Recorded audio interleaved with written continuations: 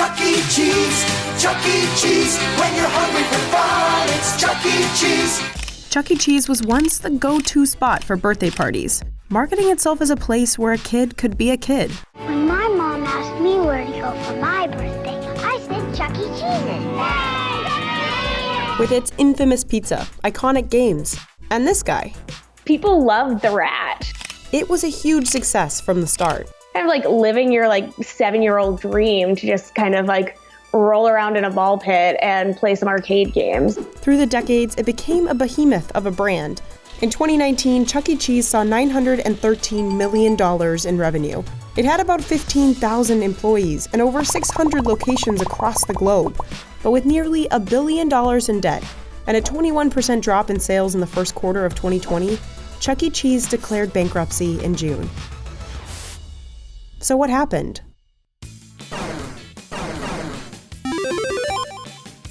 Nolan Bushnell, the co-founder of the video game company Atari, came up with the idea for Chuck E. Cheese. He felt there was something lacking in restaurants.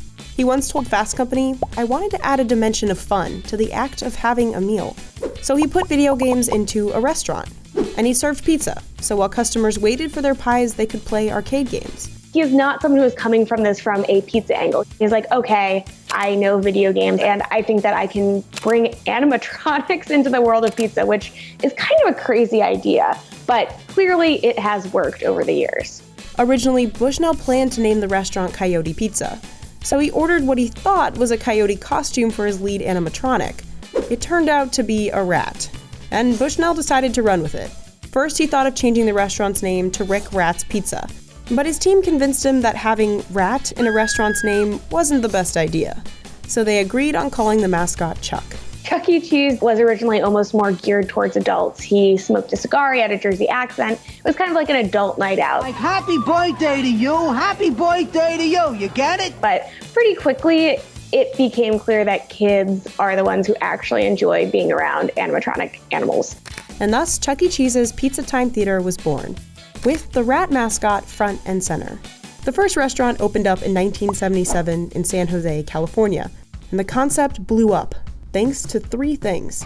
Chuck E. Cheese's could fit over 400 guests, way more than any other pizzerias, and the 20-minute window waiting for pizza was a goldmine for the arcade. They could lure people in with a few free tokens with each meal. People would stay, popping in quarter after quarter into those 75 arcade games. Restaurants tend to be low-margin businesses, and those games are very profitable. Those games accounted for 40 to 50% of Chuck E. Cheese's restaurant profits. The iconic Chuck E. Cheese tokens, that's where people are spending most of their money, to get the tokens, to play the arcade games, to kind of have this party experience, not so much on pizza. Now, before Chuck E. Cheese even launched, Bushnell sold Atari, including the Chuck E. Cheese concept, to Warner Communications in 1976. So in '78, Bushnell bought back Chuck E. Cheese for $500,000, and he quickly expanded into new locations. Then things got a little complicated. Chuck E. Cheese's success caught the attention of businessman Robert Brock, and he signed on to franchise more than 200 locations. But that same year, Brock ended up canceling the deal, finding an engineer for animatronics and launching a family restaurant chain of his own. He called it Showbiz Pizza. The concept was pretty much the same. It was different characters, but the same kind of pizza, arcade games. And while Chuck E. Cheese's had been growing alongside the blossoming gaming industry, through the early 80s, it found itself in a bitter battle with copycat Showbiz. There was definitely a rivalry between the two at the time. And Showbiz had arguably better animatronics. Chuck and his friends were limited to frames on the wall. Showbiz had an entire band called Rockafire Explosion, made of full-body characters. By 1981, Showbiz locations were raking in nearly $1.5 million in revenue, outperforming Chuck E. Cheese's by $260,000 per store. But Chuck E. Cheese still had more locations, and was still outpacing Pizza Hut and McDonald's at the time. So that year, Bushnell took Chuck E. Cheese's public. But there were problems looming on the horizon. Chuck E. Cheese's was no longer the best arcade, and it definitely wasn't the best pizza restaurant. As the market became crowded, novelty wore off, and things turned sour. To try and outpace Showbiz, Bushnell expanded faster and faster, opening a new location every 5 days and driving the company into debt. Then came the video game industry crash of 1983. As people turned to computer games, consoles and arcades were hit hard. Video game sales dropped 97% nationally, and arcades closed across the country. It wasn't a great time to have a restaurant centered on arcade games. That year, Chuck E. Cheese's losses reportedly totaled $15 million. And a year later, Chuck E. Cheese's declared bankruptcy. But its rival Showbiz? Well, that company weathered the crash a little better. And in a wild twist, Showbiz ended up buying Chuck E. Cheese for $35 million. The copycat had bested the original. But the acquisition breathed some life back into Chuck E. Cheese. By the early 90s, all the Showbiz restaurants were transformed into Chuck E. Cheese's. For some reason, Chuck E. Cheese, the mascot, really did have staying power. People loved the rat. And those better animatronics over at Showbiz got a new life too. The Rockafire Explosion Band was stripped of its costumes and replaced with Chuck E. Cheese and crew. The fact that Chuck E. Cheese died and then was reborn in a new company is just very bizarre. Fast forward to 1998, and Chuck got a little bit of a makeover. The parent company dropped the name Showbiz for CEC Entertainment. By 2000, there were 300 locations, and the company was steadily growing. I would say the 90s, the early 2000s, Chuck E. Cheese was really thriving. That's when people my age, I think, have the memories of childhood, the really nostalgic memories. The best era for Chuck E. Cheese, really. This renaissance didn't last long. 12 years later, even though locations continued to open up, they'd hit another sales slump. So again, Chucky the Rat was rebranded, this time as a rock star mouse, with a backstory. According to the company's website, Charles Entertainment Cheese is an orphan who celebrates others' birthdays to make up for his tough childhood. The new mouse came alongside an option of gluten-free pizza. 2 years later, despite slumping sales, private equity firm Apollo Global Management saw an opportunity. Chuck E. Cheese still had brand recognition and locations across the globe. Restaurants tend to have a short life cycle. What's nice here is the children age out and new children come in. So that gives the business, or gave the business, a certain degree of resilience. Private equity firms, they approach the owners with an idea that hey, we're going to expand this business. We're going to bring it to overseas, to other countries.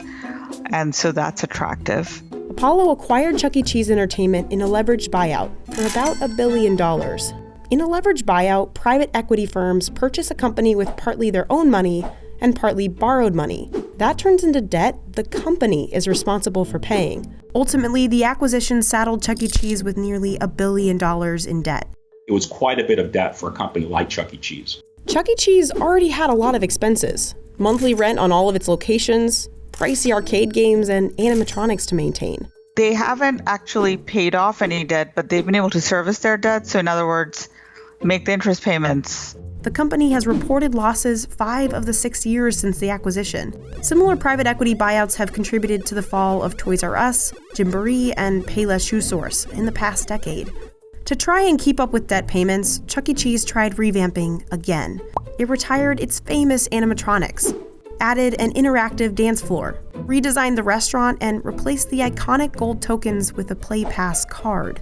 But operating income had slowly been declining, and the last couple years haven't been much better. A 2019 planned reverse merger was going to help them with their debt load, but it didn't come through. Things only got worse when famous YouTuber Shane Dawson posted a video circulating decades-old rumors that Chuck E. Cheese recycled pizza. Chuck E. Cheese definitely denied that they're recycling their pizza. However, the pictures make it look like they do.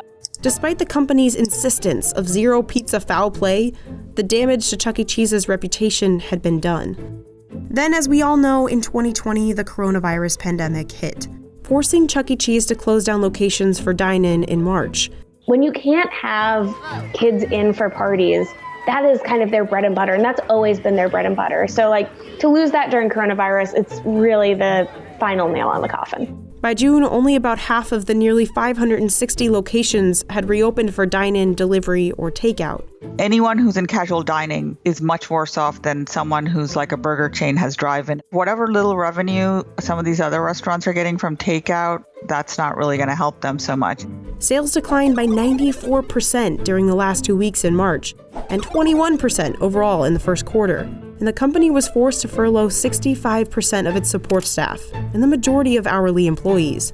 By June 25th, the parent company had filed for Chapter 11 bankruptcy, with nearly $2 billion in debt. An announcement of 34 permanent store closures soon followed.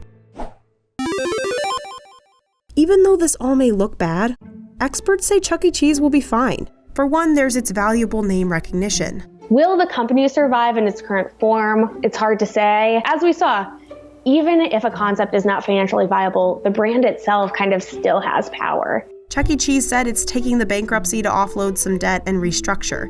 There have even been reports that the company plans to continue opening stores while going through bankruptcy proceedings. The whole purpose of a Chapter 11 bankruptcy is to try to protect the integrity of the business while getting rid of the large amounts of debt that put the company into bankruptcy to begin with.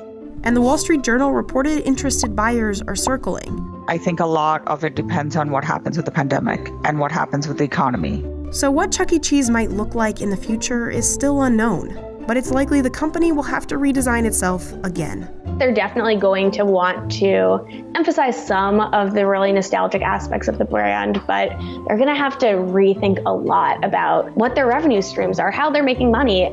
Everyone in the restaurant industry is struggling right now, and everyone's kind of throwing things at the wall and seeing what sticks. CEC Entertainment did not respond to Business Insider's request for comment.